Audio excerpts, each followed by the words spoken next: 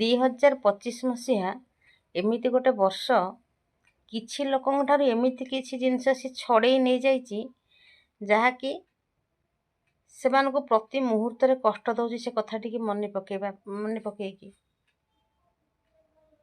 ଆଉ ଏମିତି କିଛି ଲୋକ 2025ରେ ଆଚିଭ୍ କରିଛନ୍ତି ଯେଉଁଟାକି ସେ ଜନ୍ମରୁ ଆଜି ପର୍ଯ୍ୟନ୍ତ ସେଇ ପ୍ରକାର ଆଚିଭମେଣ୍ଟରେ ଖୁସି ପାଇନାହାନ୍ତି ଯେଉଁଟା ତାଙ୍କୁ 2025 ଦେଇଛି।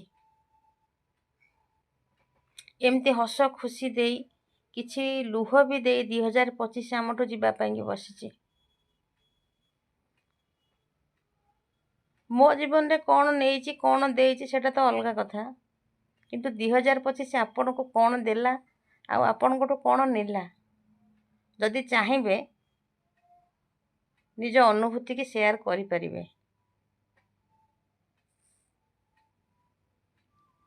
ଆସନ୍ତା 2026 ବର୍ଷ ପାଇଁକି ଆପଣମାନଙ୍କୁ ଅଭିନନ୍ଦନ ରହିଲା।